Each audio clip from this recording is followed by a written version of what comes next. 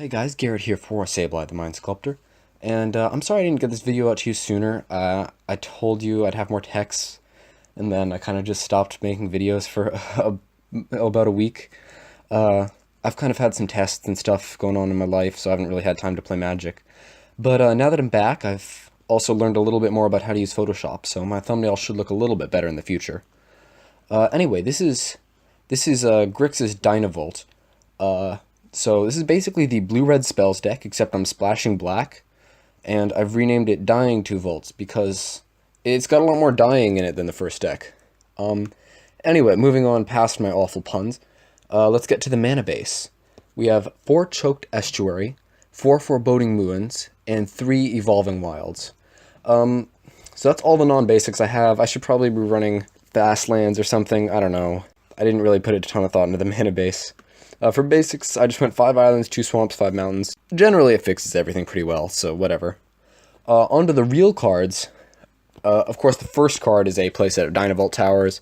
It's the main card of the deck, helps you stabilize, helps you win, and then if you get 2 or more out, people will respect you. They will not. No one is happy when you have 2 or more Dynavolt Towers out. So, seeing as you guys already know that I'm running mostly spells, I'm going to give you my creatures now. They're all very relevant to the deck, so take it as you will. First, we have 3 Thermo Alchemists.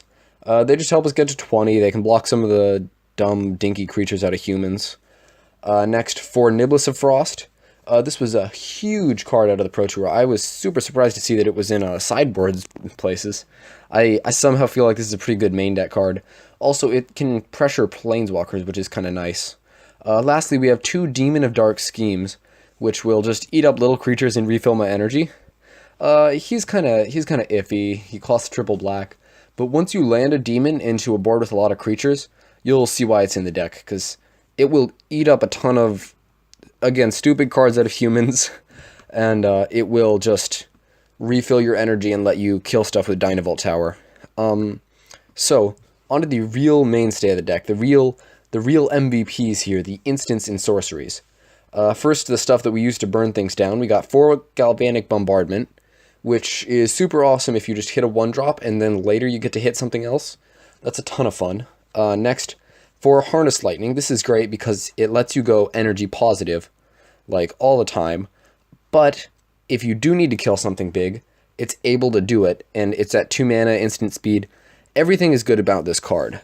And then lastly, we have 2 Collective Defiance, because it just has all the modes.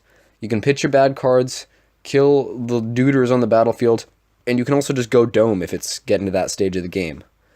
Moving on, we have some card draw.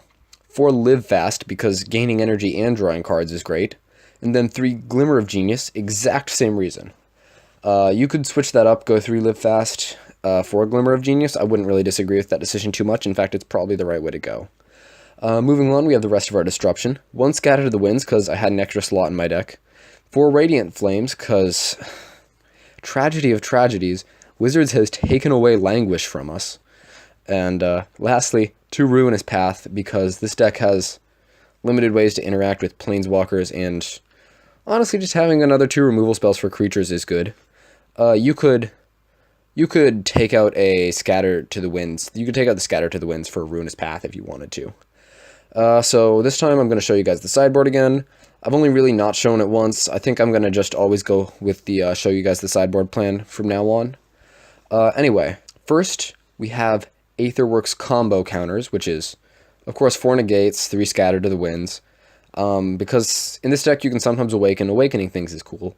Negate, it's helpful against a lot of decks. That's why I feel comfortable putting 4 in.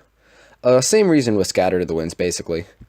Next, to beat zombie decks or anything else that really needs creatures, you can bring in Incendiary Flow. I have 4 of these in my sideboard, and you can just exile the creatures that are problems. Anything that is going to aggro you down super hard, here's some secret tech. I put Essence Extraction in my sideboard, because removal spells that gain you life are like my favorite thing in the game. And then lastly, we have 2 Confiscation Coup, which is really good at taking big creatures if you've built up your energy enough. I mean, enough said. You guys already understand what this card does. And it can be really good for stabilizing by taking something and then blocking with it and eating something. So Confiscation Coup, I think it's a really good card. I think it definitely deserves to be in the sideboard rather than the main deck, but it's definitely a good card. So that's the deck. I kind of think that this deck will deal well with a lot of the go wide strategies. Having that 3-mana board wipe really is the big reason to go into black. Like, Radiant Flames to kill things at the 3-mana slot is actually my main reason for coming into black. I mean, Live Fast is nice. Even Demon of Dark Schemes is nice. But Radiant Flames X3 is very strong. Yeah, other than that, I haven't really gotten a chance to test this deck. As I said, I've been pretty busy. I know basically how the Dynavolt deck plays, and it's hilarious. So if you have any comments, please leave them below. Like the video if you like the deck. Subscribe for more deck techs like this. See you guys later. Peace out.